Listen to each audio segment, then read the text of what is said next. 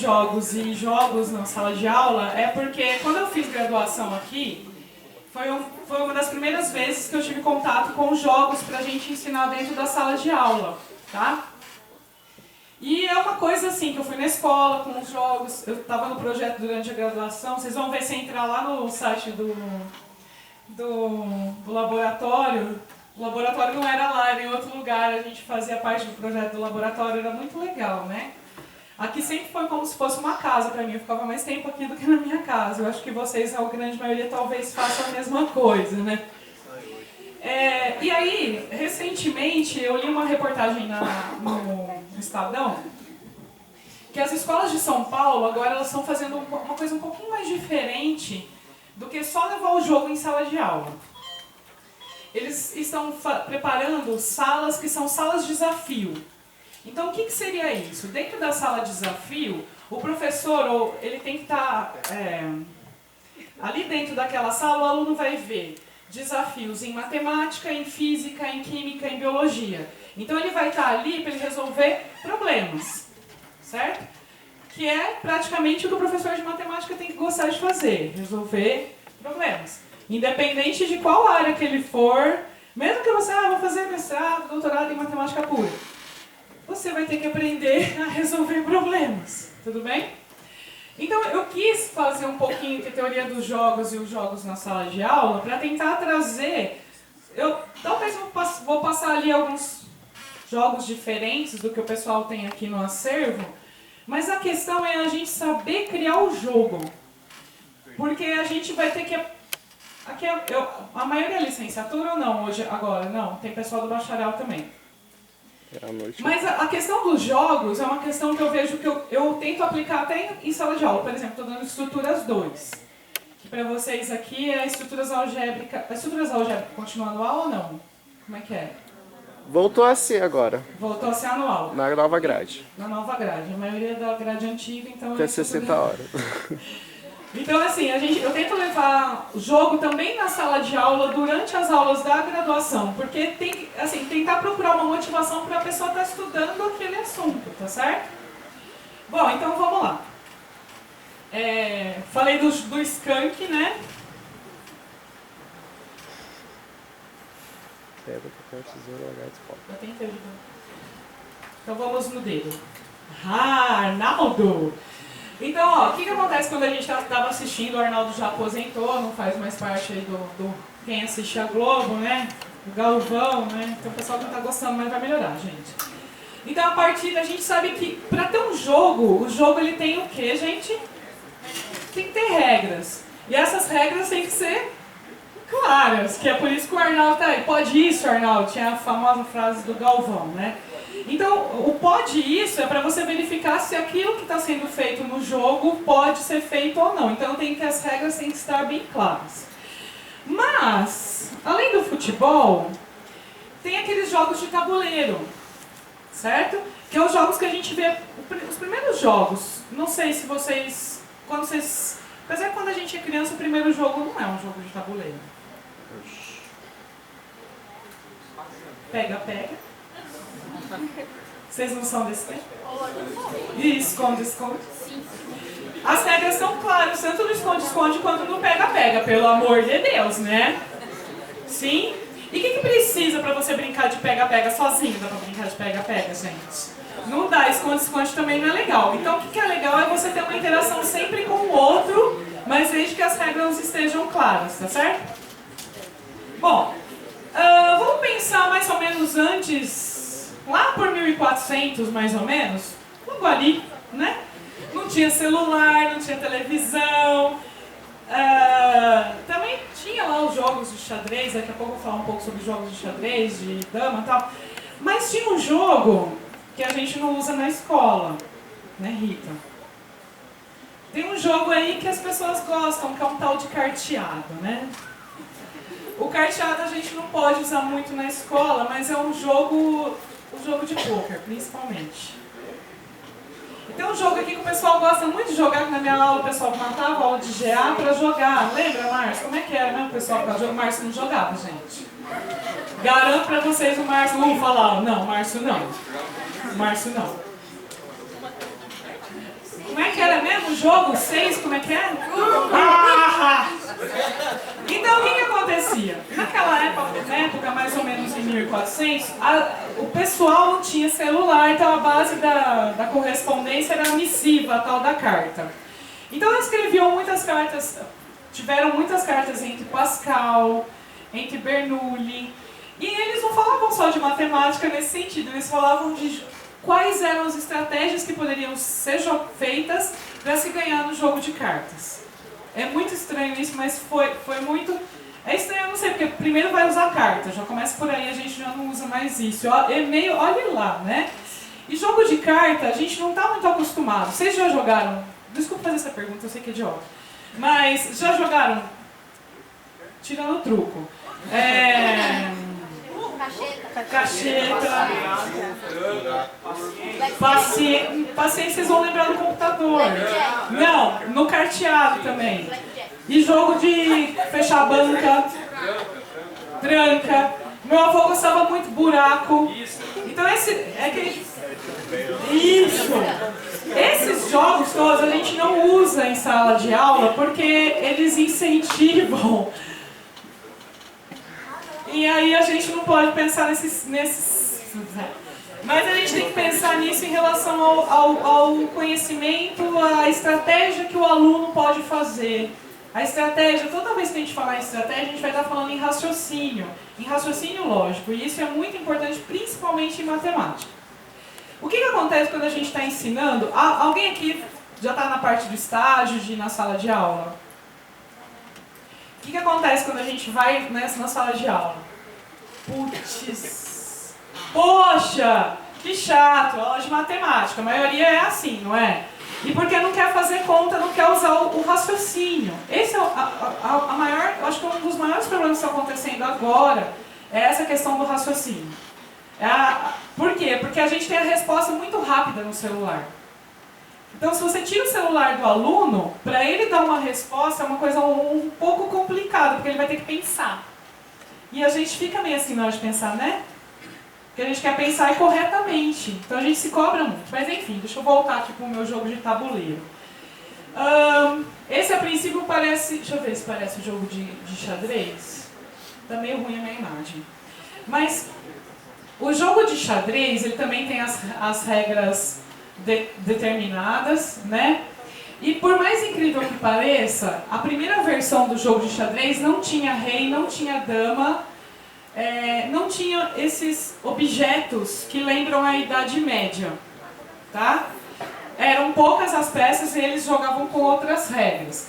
Essas peças, elas entraram depois que os árabes invadiram a Europa, porque aí teve a questão dos reis, as rainhas, e aí que a coisa começou a funcionar do jeito que a gente joga hoje. O jogo de xadrez e o jogo de damas é um dos primeiros que a gente usa na escola, certo? Eu não sei se você... pelo menos nas escolas do estado a gente costuma... Eu lembro de ter jogado um jogo de xadrez e jogo de dama. Mas vamos parar um pouquinho nessa questão dos jogos didáticos, vamos dizer assim, e vamos falar só um pouquinho aqui da matemática e da questão dos jogos, pelo menos o de xadrez. Esse aqui é o Zermelo. O Zermelo trabalhou bastante com teoria dos conjuntos, né? E ele estava tentando procurar uma solução no jogo de xadrez, só que ele tentava sempre, no jogo de xadrez, você tem que sempre ver o que o seu oponente está fazendo para você pensar na sua próxima jogada, certo? De dama também, mas o de xadrez um pouquinho mais. Então o Zermelo estava tentando fazer uma axiomática em relação a soluções para umas certas jogadas de xadrez. Isso aqui foi em 1913. Recente. Já diria o Hermes, recente. Esse cara aqui, eu tenho que parar um pouquinho para falar, é o von Neumann. Esse cara era do truco, da jogatina, ele gostava de viver alucinadamente, Marcos, você sabia disso?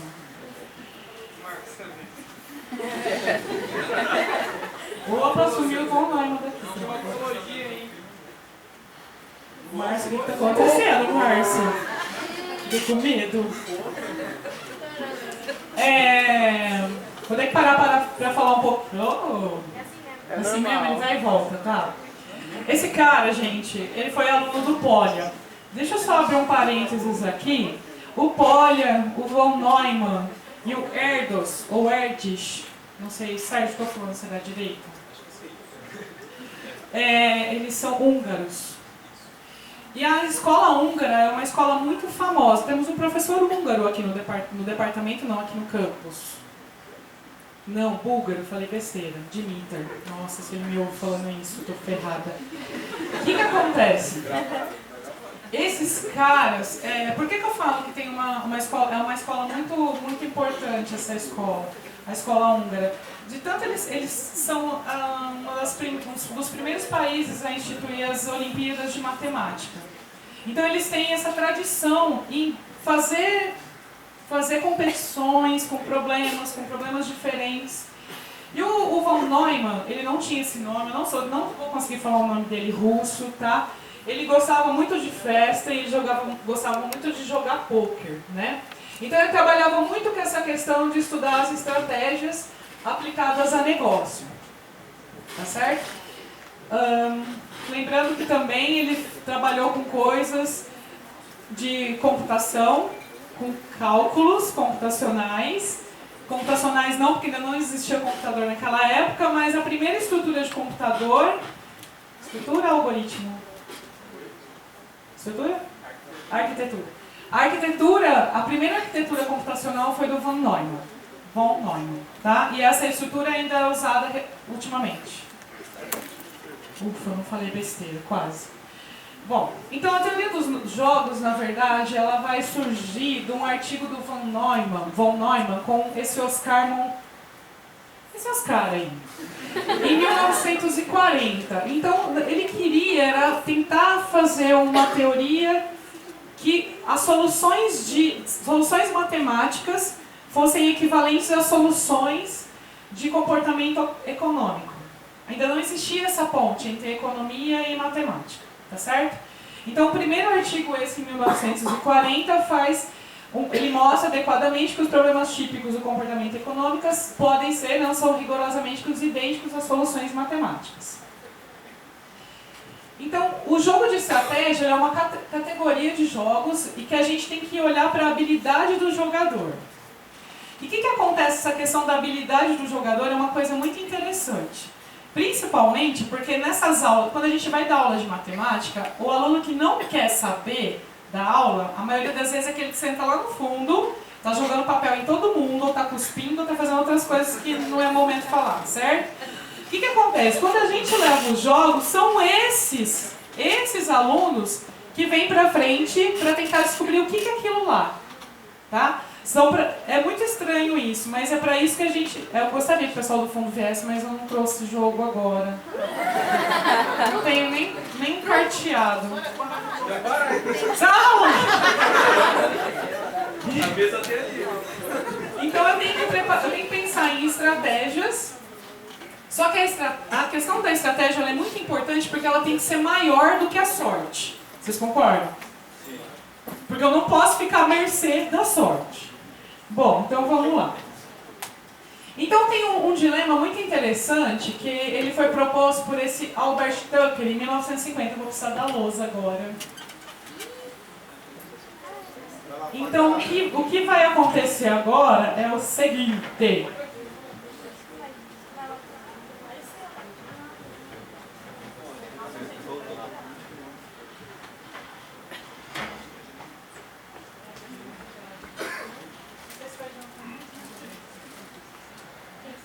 Tipo Bonnie e Clyde, eles prendem o Bonnie e Clyde e aí eles separam dois bandidos, aí eles fazem uma oferta para eles. Separam eles em sós, né? Se eles confessarem e se eles não confessarem o crime. Confessarem e não confessar. Então é assim, ó. Então 2 homens, 2 mulheres, 2 indivíduos, A e B, são presos depois de um assalto armado. Coisa que não acontece no Brasil, né? A polícia tem provas suficientes para acusar os dois do roubo do carro. Então o carro aí. Mas não tem suficiente para acusar do assalto. Contudo, polícia consegue fazer uma confissão de algum dos dois, poderá condenar ambos. Mas como é que vai ser isso? Se A confessar e B não disser nada, então o A vai estar livre e o B vai ser acusado e vai ter 10 anos de prisão. Se o B confessar, a mesma coisa, ele vai estar livre e o A vai ficar preso por 10 anos. Se os dois falarem que fui eu, o outro também não, fui eu, também me leva, cada um vai receber 7 anos de prisão, tá? Então, peraí. Se os dois confessarem, 7 anos de prisão. Se um confessar e o outro não confessar, 0, tá certo? E aqui a mesma coisa. E se nenhum dos dois confessar, tem essa opção aí? Sim. Tem. Se, 2 anos de prisão. Olha que beleza. Tá bom esse negócio? O que acontece aqui?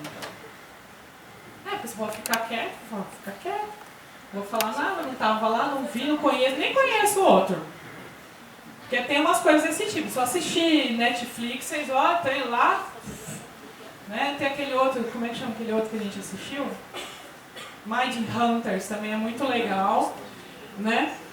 Tá, então por que eu estou colocando essa informação aqui agora? E aí, o que vocês fariam? O que é o melhor? Mas e se o outro falou? Se o outro falou, ó. E aí? Confessa ou não confessa? Então não, mas um lugar separado. Já pecataram e você vai nessa sala. Mas ele tem que ser preso. Mas isso já tem conversado antes, mas ninguém confessa. Bico calado, tipo, bico calado. É a melhor opção, é bico calado. Não é? Só que nem sempre a melhor opção é a opção que acontece. Vocês concordam? Sim? Bom, então... Oi, como é que é? O que acontece é que em 1940, o John Nash, ele recebe um prêmio Nobel. Vocês já viram o filme Uma Mente Brilhante? Esse filme é muito legal para se ver. O John Nash, nesse filme é interessante, esse filme eu não lembro de que ano que é. Alguém pode... 90 não, hein? Não, acho que 2000 e alguma coisa.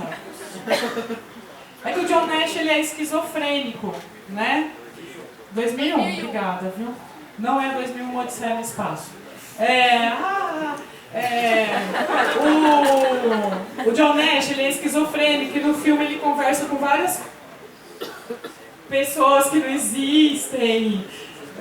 Eles acham que acontecem coisas que não existem. Eu só estou contando isso aqui, além de ser uma coisa em particular aí do John Nash, mas tem a revista do professor de matemática acho que desse mês, eu não sei, fala sobre o Erdős.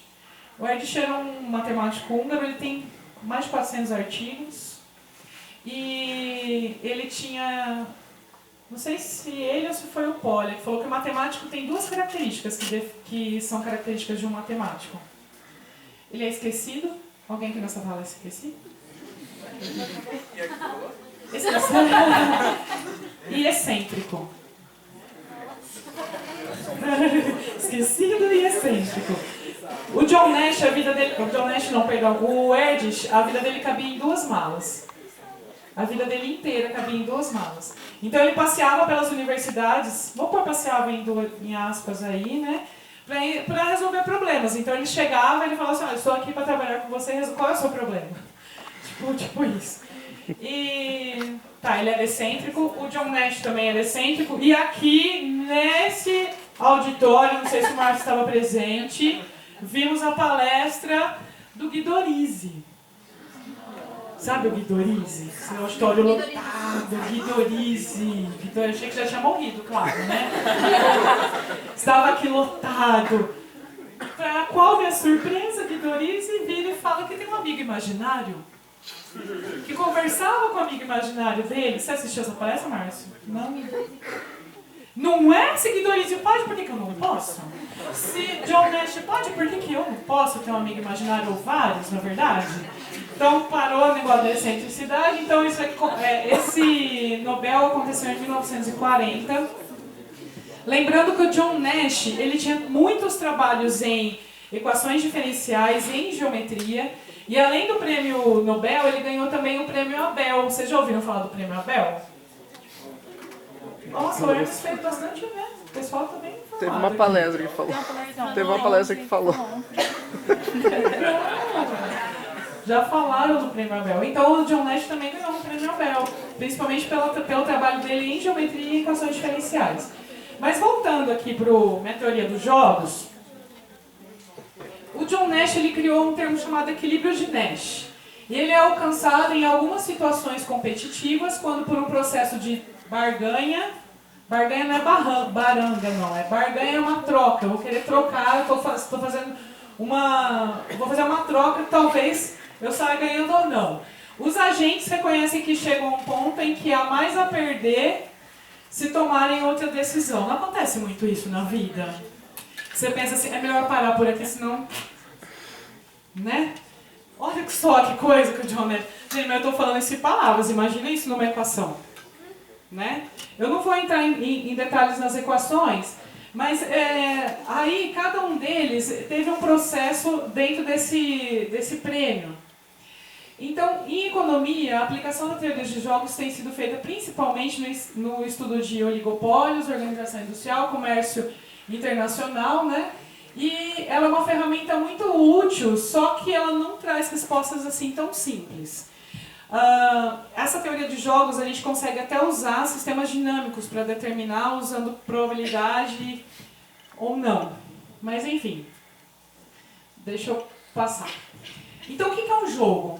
Os jogos são situações em que a gente precisa ter interações para ter conflito, porque se ninguém quer jogar não adianta, né? Aquela emburrou, não vai ter como jogar e aí esquece, tira o tabuleiro de todo mundo, deixa para lá. Em que tem um interesse entre dois ou mais participantes.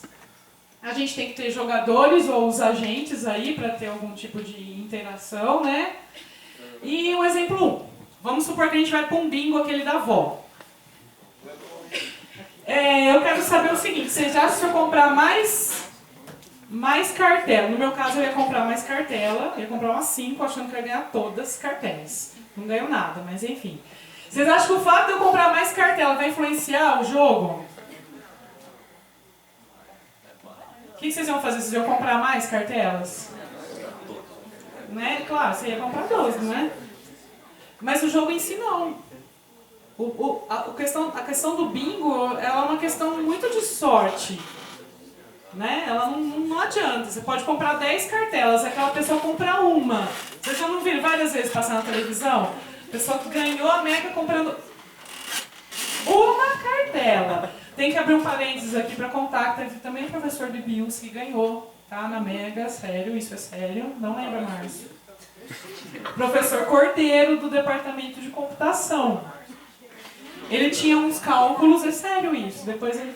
Rita. Pois é, pode ajudar a aula.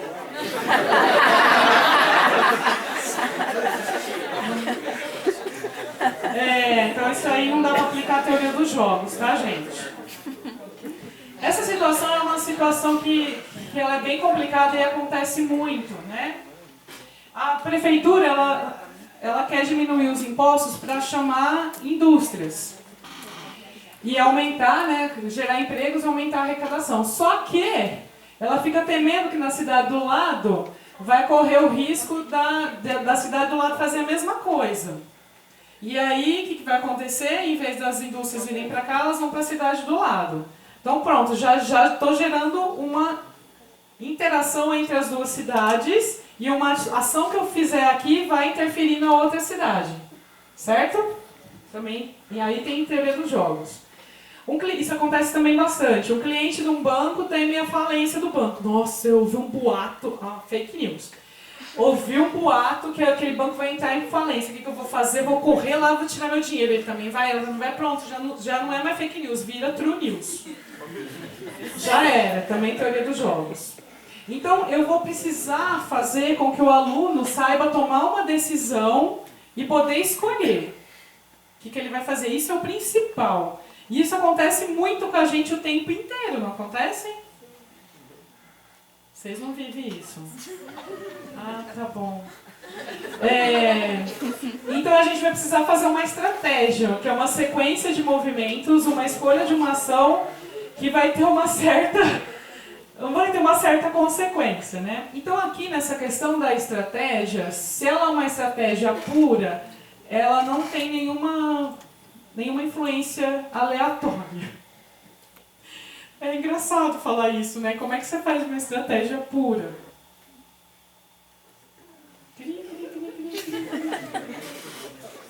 É muito difícil que a gente vive não tá. A gente está cercado de coisas aleatórias a todo momento, vocês perceberam? Inclusive, recentemente eu fiz uma palestra sobre caos e a gente vive o caos o tempo inteiro, né, Márcio?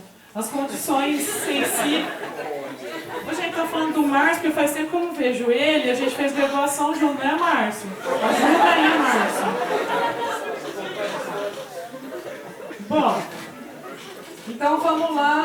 Então, ó, o que envolve um jogo? Eu gostaria que vocês. Decisão ou escolha. Eu preciso de uma estratégia.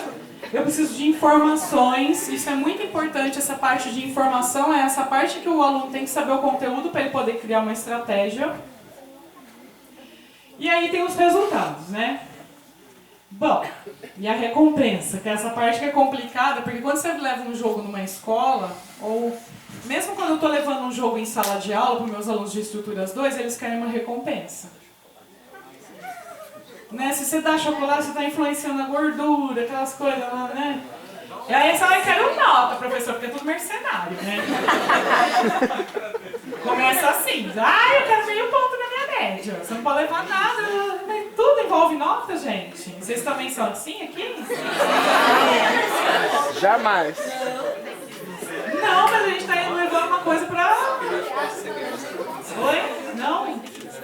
Só leva... Não faz nada. Então essa parte da recompensa é muito complicada quando a gente leva o jogo. Porque você não pode ser que nem um... Deixa pra lá. Eu ia falar, quando você tá com o cachorrinho, né? Você fala, olha, fica se comportado, aí você dá uma recompensa pra ele. Não pode ser assim, a gente tem que fazer pelo bem de aprender. Bom, então vamos lá, faz de conta que aqui a gente tem a tabela do Brasileirão, Corinthians, São Paulo, brincadeira. Quem tá no primeiro? Flamengo. Flamengo, depois. Isso. O que acontece aqui? A pontuação está 39, 37, 40. Se o campeonato acabasse agora, você ganhava. Mas se a gente for ver os saldos, SG, saldo, dá pra ver, gente? Saldo de gols e gols por partida, será que é isso? Não. Tá muito ruim. Gols próprios. Isso. Gols marcados. Obrigada. Eu nunca vi aquilo ali. Mas aí eu comecei a perceber que isso daí influencia no resultado de quem vai ser o campeão do campeonato. Então, por exemplo, o saldo de gols, o melhor aqui é o A. O que acontece a maioria quando ganha são 3 pontos, se empata 1 e se perde não pontua, né? Então, se o A ganhar, ele vai acabar... Se ele fica com 3 pontos a mais, ele passa o B e ele vira campeão. Mas se o B ganhar, ele vai depender do saldo de gols dele, é isso? Então, quer dizer, esse é um tipo de pensamento, que essa é coisa que o técnico vai ter que pensar. E, por exemplo, teve um jogo, acho que de vôlei, que o Brasil perdeu, mas de propósito. Acontece muito isso, para naquela chave você ter um outro confronto. Então isso, de certa forma, é uma estratégia, tá certo? Bom, então aqui eu vou parar um pouquinho aquela questão do John Nash com os equilíbrios da economia para pensar um pouco em jogos cooperativos. Bom, jogos cooperativos já diz tudo, né? Cada jogador que tem que estar de comum acordo em trabalhar em prol do time. Isso não acontece na faculdade, né? Não tem trabalho para fazer, né? Não tem trabalho para fazer? Não lembra, gente. Não tem. Então, lembra. tem trabalho para fazer. E alguém tem equipe, não é?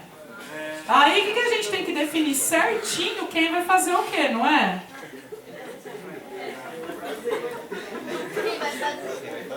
Quem vai fazer ok, não é verdade? Não, é tudo. Quem vai fazer? Então, o que acontece aqui...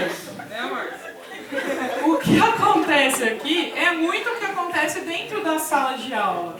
Que a ideia é que a gente faça que o jogo não seja jogado por um contra um. É que a gente faça uma equipe contra outra equipe, né? Por quê? Porque aí nesse momento o aluno aprende a questão dele ouvir o que o outro tem para falar. E isso, nesses tempos que a gente está vivendo agora, é muito importante a questão do respeito. E que o outro está falando, ele também tem direito de falar, e você vai falar, e ele também tem direito de falar. Então a questão de ouvir o raciocínio do outro é muito importante, com respeito, né? Bom, então quem surgiu com essa questão de jogos cooperativos foi esse Lloyd Shapley. Então são 4 axiomas que ele inventou. E a contribuição de cada jogador é determinada porque... Eu já sei, já estou indo. A contribuição de cada jogador é determinada pelo que é ganho ou perdido. Então, por que eu estou fazendo essa questão dessa divisão dessas regras? Lembra que eu comecei a falar na apresentação que em São Paulo existem agora essas classes que são salas de desafios, né? Então, isso aqui entra muito nesse sentido, porque vai uma equipe jogar em cada fase, né? E vocês podem fazer isso. Só vocês colocarem jogos diferentes aí, mas enfim, são ideias da minha cabeça. Então, jogadores substituíveis têm igual valor. É estranho falar isso, né? Porque fica uma coisa muito fria. Quer dizer que as pessoas são substituíveis. Mas a gente vai ter que pensar nesse sentido, e principalmente a regra 3. Eu não criei essa regra, eu não tenho nada a ver com isso, mas ele chama de jogadores idiotas tem valor nulo. Na verdade, o termo não é idiota, é dummy. Sim, eu sei, mas o que acontece? Tem muitos livros, eu não sei se aqui no IBIL se tem isso na biblioteca, mas tem assim, ó, cálculo for dummies. Para ler. Então pronto, obrigado. Então eu não devia ter usado idiota, eu deveria ter usado leigo. É aquela pessoa que não vai contribuir com nada, porque, tipo assim, quando eu tava na escola, eu era a idiota. Pra jogar, tipo assim, vamos jogar bola queimada. Eu era tipo copo de leite, assim que fala. Nunca ninguém queria me chamar pra nada. Eu era a última, porque eu era a primeira a levar a bolada na cabeça, óbvio. Então era tipo assim, não conta, não tem valor. Então assim, essas pessoas... Tem alguém levantando o braço lá no fundo, quer perguntar alguma coisa? Não, é só um esticamento do braço, tá? Então, ó, se um jogo ele tem múltiplas partes, a gente deixa cada um que se sente mais confortável com aquela parte responsável por ela. Não é assim quando vocês estão em equipe fazendo um trabalho? Não tem trabalho em equipe, é que está assim. Então, a ideia central da teoria dos jogos é sempre usar uma situação-problema, que isso tem muito na economia, certo? E a partir dessa situação-problema, o resultado de uma ação, a gente vai ter uma reação para tentar resolver o problema. Então, a gente precisa de técnicas e estratégias e pensamentos matemáticos diversos, porque pode ser que eu tenha um problema de análise e vá conseguir resolvê-lo com geometria. Não pode ser que aconteça isso? Pois é. Então, olha, quem começou com essa questão de resolver problemas em jogos foram esses dois senhores, o John Dewey e o Polya. O Polya é muito famoso sobre resolução de problemas. Então, a pergunta do Dewey é, não sei se é assim que fala, é how we think. Então, como se pensa, e o outro, como se resolve, né? Então, essa questão de pensar e resolver são duas coisas que a gente gostaria de passar para os alunos enquanto está fazendo um curso de matemática. Não é? Porque a gente tem que passar um problema para vocês, vocês têm que pensar como aquilo... O que é isso? Como é que eu consigo resolver? Certo? Então, o que acontece? Quando a gente está durante o curso, no começo, não adianta lá no primeiro ano eu dar um problema de geometria diferencial, de curvatura, não adianta. Porque eu vou estar fazendo uma pergunta que você não tem ainda bagagem suficiente para responder. O que vai acontecer? Você pode ter um pensamento de como aquilo poderia ser resolvido com as ferramentas que você conhece, mas você não vai conseguir resolver totalmente. né? O que a gente pode fazer? É talvez dar um jogo, eu gosto de usar jogo, né? Para tentar instigar você a ter pensamentos fora da casinha. Isso é importante. Então, ó, já diria a doutora Dona Lourdes, eu não posso chamar ela de Dona Lourdes porque ela já tem 80 e tralalá. Rita, você lembra aquele dia que eu estava aqui por dar carona para Dona Lourdes? Caiu aquela chuva? E eu com a Dona Lourdes e um Celtinha, gente. Meu marido tá aí de prova, eu não sou uma boa motorista, ele sabe. E eu com a Dona Lourdes. Vocês imaginam que ela lembra de mim? Então tá, então o problema é tudo aquilo que a gente não sabe fazer, mas tem que estar interessado em resolver. Essa é a coisa. Então toda vez que a gente vê um problema, você pode tá aí, ó, tô nem aí. Mas, se você está interessado em resolver, você vai tentar procurar informações suficientes para você resolvê-lo, não é assim? E se gosta de matemática, tem que gostar de resolver problema, né? Então, ó, esse primeiro probleminha aqui é um jogo que a gente distribui essas cartas, ela tem que cortar tudo isso daí. Eu não achei esse aí no banco do Ibilce. Um dos grandes problemas, pelo menos que eu tenho visto, até o pessoal que chega na faculdade, é só uma fração. Tem alguém no primeiro ano? O que acontece é que a gente tem uns certos probleminhas de somar fração. Certos probleminhas. Então, na hora que isso daqui chega lá na sala de aula, eles não sabem o que é o quê. Então, esse jogo tem que ter essa é uma cartolina, né? Então a gente divide em 16 partes, mas de modo que seja essa quantidade do inteiro. E ele fica ali na mesa para o aluno saber que tamanho que é quando ele tira um desses cartõezinhos. Tá certo? Então esse aqui é um jogo legal sobre frações, né? Aí outro jogo interessante, não sei se tem aqui, Batalha Naval Trigonométrica.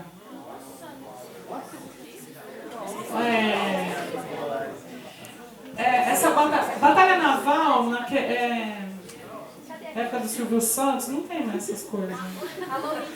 Tinha isso bastante, mas não era no círculo. Aí o Silvio Santos fazia uma tabela com letras e números. Aí ele falava assim, ó, letra... vou fazer na lousa, né, gente? Tem uma lousa aqui, eu falando. Aí o Silvio Santos fazia assim, tava lá sempre as pessoas... Tá bom, tô indo, calma.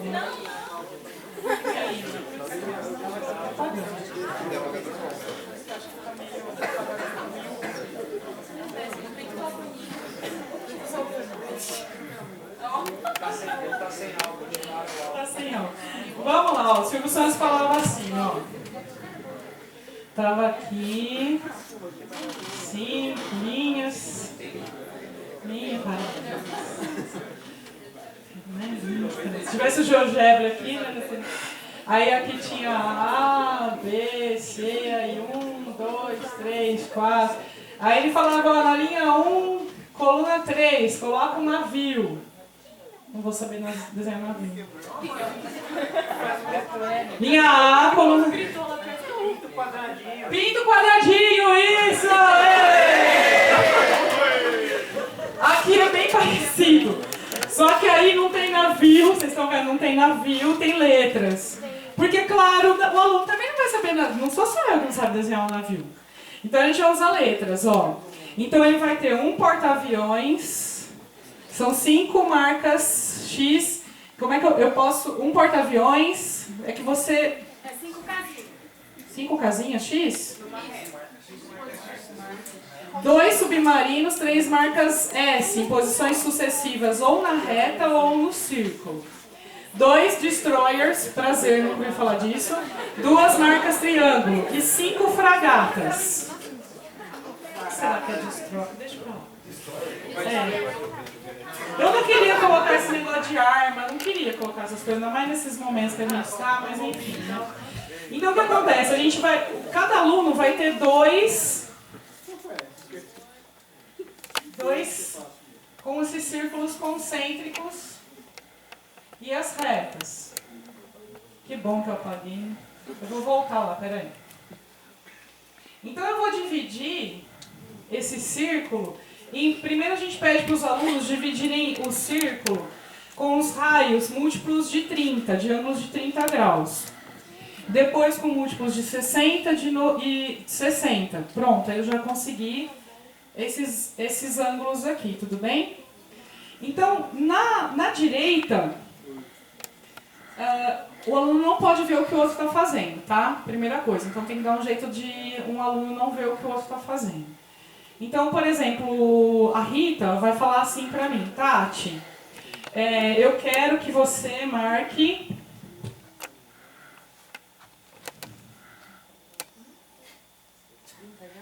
Não, Rita, que eu não consegui fazer passar no centro, desculpa.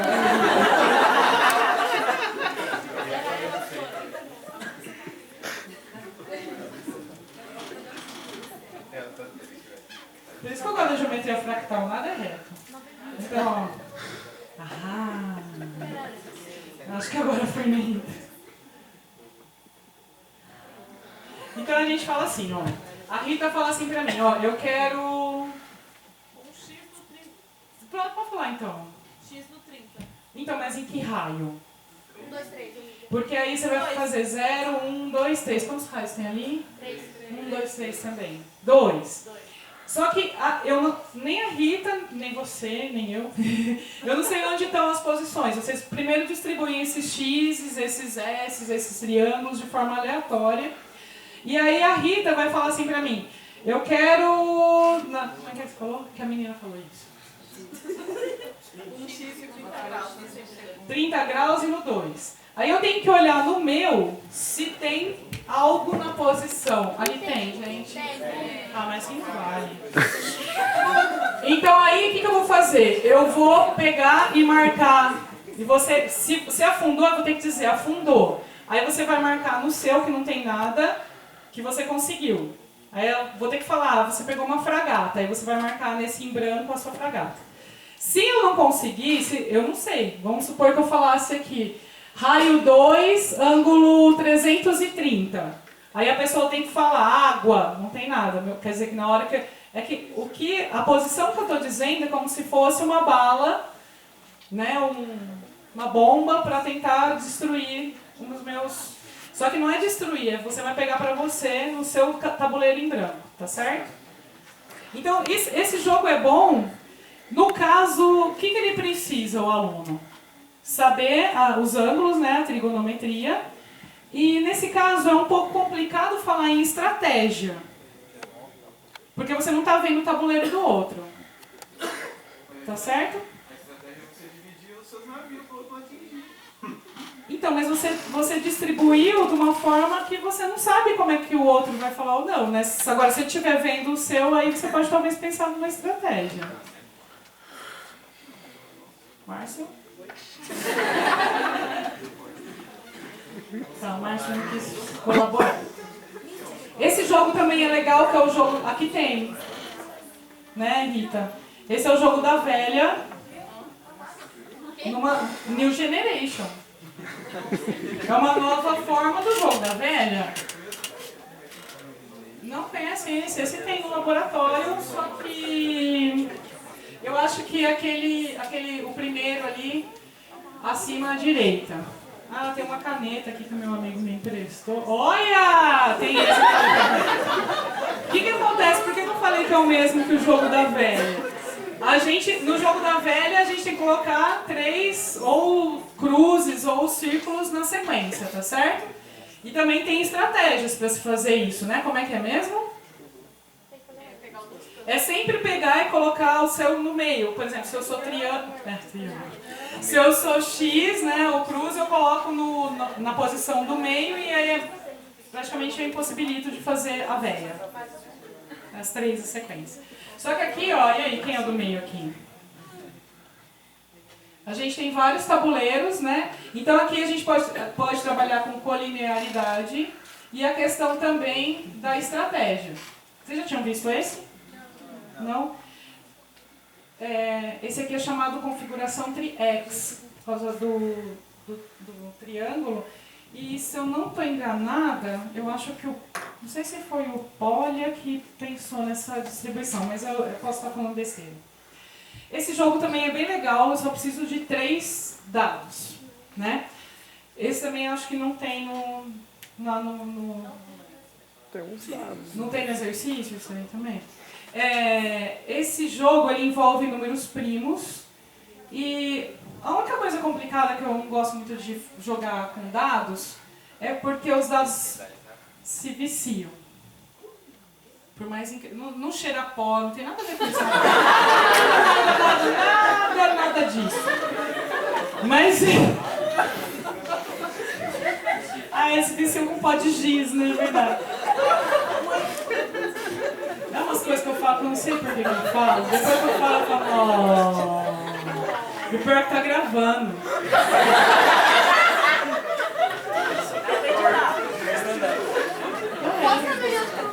Ainda bem que eu conheço o João, eu pedi pra dar umas cortes nisso, né?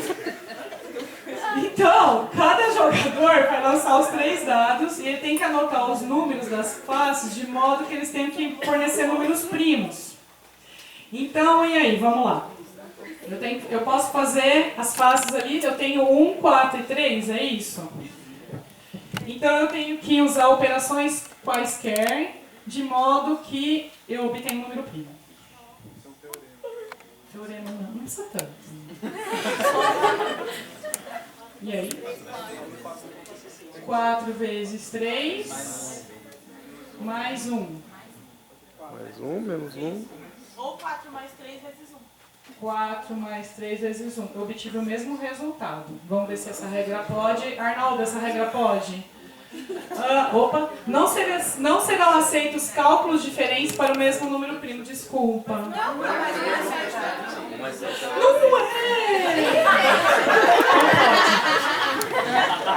O que mais? 4 vezes 3 menos 1 também funfa. 4 mais 3. Bom, Márcio. Mais 1. 4. Tá vendo? Ó. Não, mas 4 menos 3 mais 1 não pode. Não, é primeiro. É 1 mais 1, 2, uai.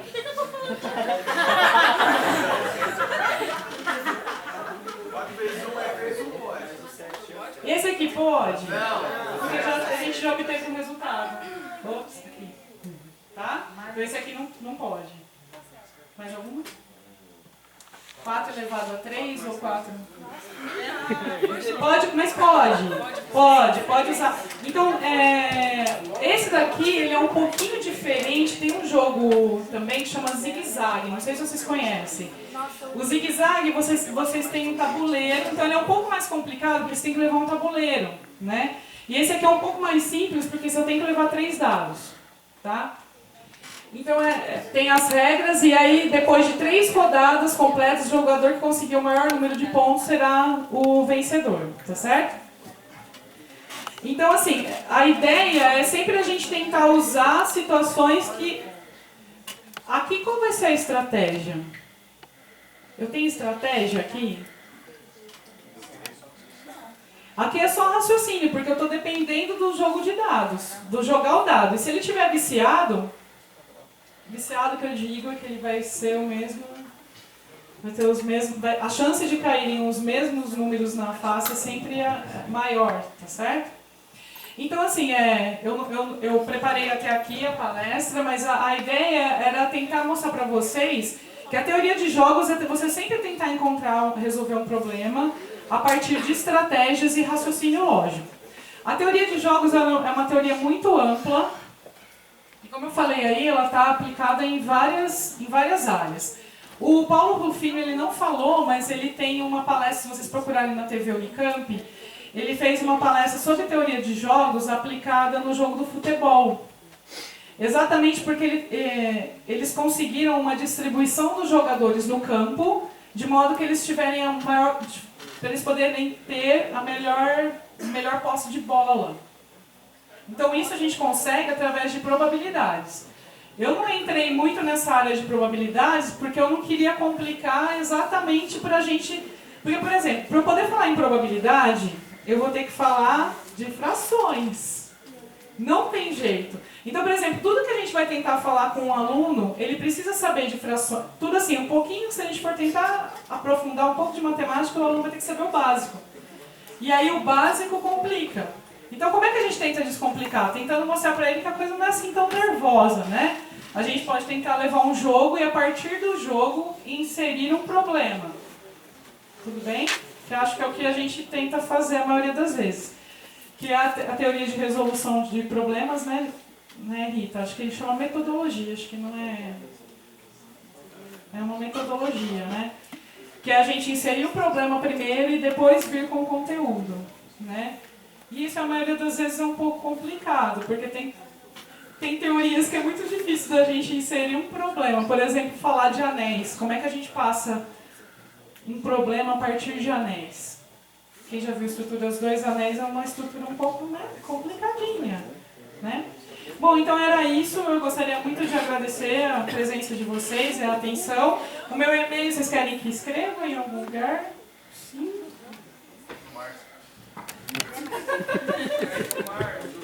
Ei, Márcia.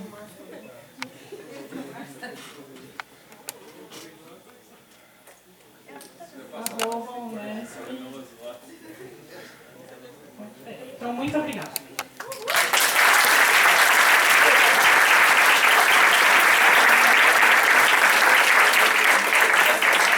Fala, pergunta? Alguém tem uma pergunta? Quem é Márcia?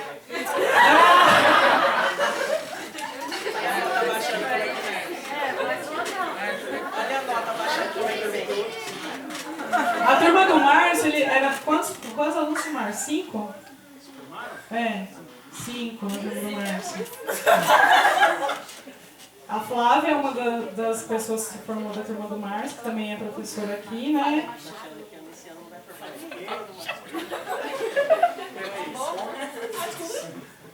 Quando eu fiz isso, eu fiz 2 anos de física na UFSCar. E aí, quando eu vim pra cá, eu caí numa turma mista, então eu fazia aula com todo mundo. Não fiz poucas aulas, né, Márcio, juntos. É. Então a gente tinha muitos professores aqui que eram interessantes de ter aula, né, Márcio? Mas que fizeram parte aí da nossa formação, foi muito legal. Eu acho que o Ibilson é um bom lugar e a gente sempre tem vontade de voltar, principalmente para rever os amigos, né? E aproveitem, porque a graduação passa muito rápido. Tá? É verdade. Quando chega no último ano, então, ó, voa. Não tá voando? Não tá voando lá não, Rita.